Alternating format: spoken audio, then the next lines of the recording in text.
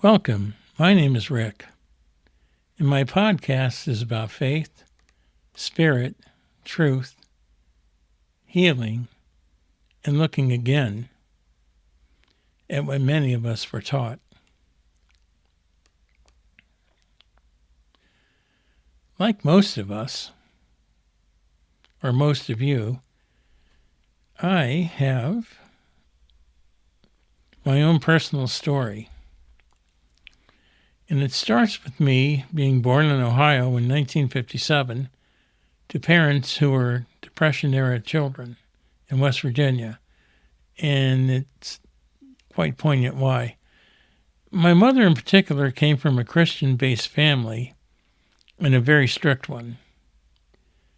My dad really didn't profess to any faith until the last few years of his life. His doctor told him he was living on borrowed time. So with that, he felt it was time to make peace with God, and his faith grew, and he did his best to secure his place in heaven. I was taught to fear God and Jesus, and the key word here is fear.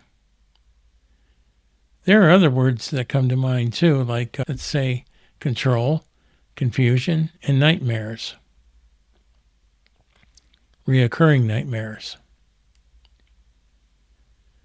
They started when I was about 12 years old and lasted way into my 20s, and sometimes even way beyond that. But they went away eventually. There were all sorts of instances of unnecessary stress. One incident in particular, I was still in high school, and at that time in the 70s, everybody was into black light posters and black lights. I don't recall why they let me paint my room black, but they did. And I had some different black light posters in my room, and the lights were really kind of cool. But that didn't sit well with my mom. And she met this minister who claimed to be a bishop in the Apostolic Church. But in time, this proved he had no such qualifications. Yes, it turned out the man was a charlatan. But until they found that out, he had quite a bit of influence over my parents. So needless to say, he goes into my room and starts putting holy water all over my walls, tearing down my posters, and excommunicating evil spirits in my room. Once I got back home, because I wasn't about to hang around for that, that was kind of creepy to me.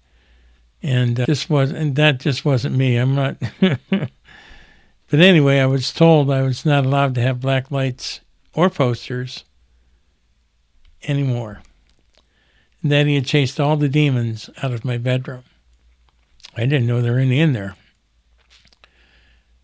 I don't believe the movie The Exorcist was out yet, but it wasn't too long after that, or just before that happened, that of this excommunication in my bedroom. That was the kind of stuff I've been dealing with a lot in my life. Hearing about demonic possession and the devil and all that scary stuff. My early church experience was in a Quaker church, which was pretty strict. The problem that I was having was no matter how I tried, I couldn't be the perfect person they wanted me to be. Christianity is supposed to be Christ-like, but the way I looked at life at the time and the way I still pretty much do, I'm pretty much a person who follows the rules. And all I knew was I couldn't be like Jesus because I wasn't Jesus. And the pressure was just way too much for me to deal with. But all in all, I still had this something inside that told me that Jesus wasn't that way.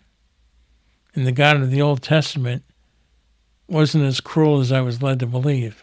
Actually, God's not cruel at all. My relationship with Jesus and God is unbelievably great because for the last 10 years, I've been deconstructing all the bad parts of Christianity, holding on to the good ones. Because honestly, some of the best people I ever met in my life are Christians. But having said that, some of the worst people I ever met in my life are Christians, or they claim to be. But anyway, it's a little bit of people are people. But because of this, my journey, this was my journey. And I hope this reaches people who have had similar journeys.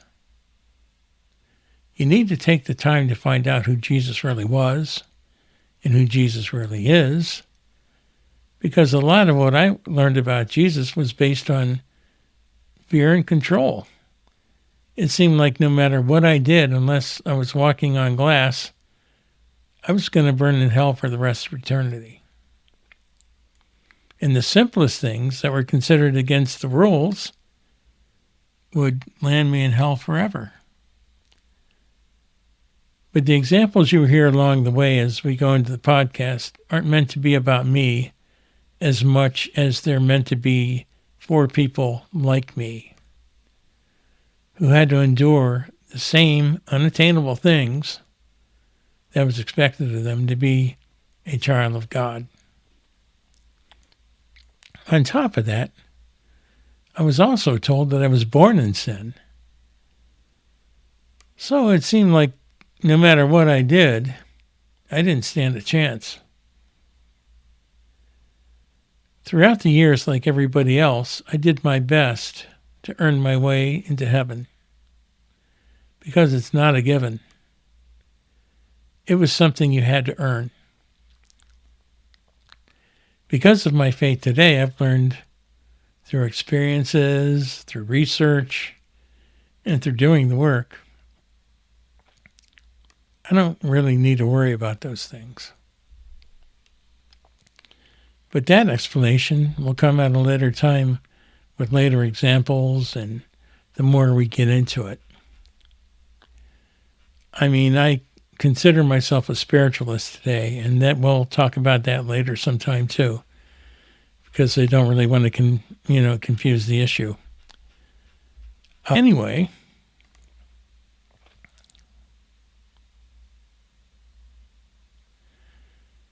it took a lot of work to do this. It wasn't easy, and it didn't happen overnight. This was hard work, research, and experience. So I feel I'm very qualified to talk on this subject because I've been on both sides of the aisle.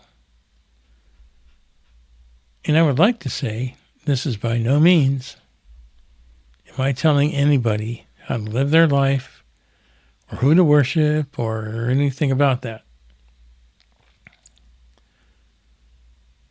All I know is I feel there's a real need with what's going on in the world today to help set the record straight. I'm going to be looking into the Gospels. I'm going to start with the Gospel of Mark. And Mark wasn't the first Gospel, but it gets much more to the point than the other ones do, and the other ones seem like they may be just a little bit more embellished than Mark was. But Mark's an interesting place to start. And we're going to get into it and compare the four at a different time, and then we'll go on from there. Because this is spiritual work, and spiritual work is a subject I don't think I can ever run out of content. There's always something to say, always something to bring to light. This content is for anybody who wants to hear it, from a metaphysical or metaphorical point of view, however you want to look at it, not just how it's laid out. I understand it's against the grain for a lot of people. It's just I've been told this is what I need to be doing for my soul's journey. And that's what I'm setting out to do. And through all this, I know there are people out there like me who love God. with all their might, all their soul, and all their heart. But we're just too scared to make one wrong move because of stuff like, what if I do die tonight? Am I going to burn in hell forever? Just the fear behind that. We're going to try to work through some of that. And that's what I want to address in this podcast. We're going to look at the divine source, or God, or whatever you call God. And we'll look at it through compassion, and we'll deconstruct the parts that went wrong. I can tell you with assurance, though, we're all going to be okay.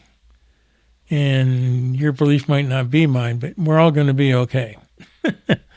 So, once again, I'm not here to tell anyone what to believe.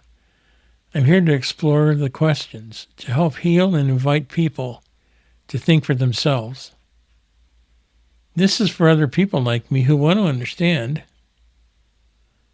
Jesus in a more loving, compassionate way.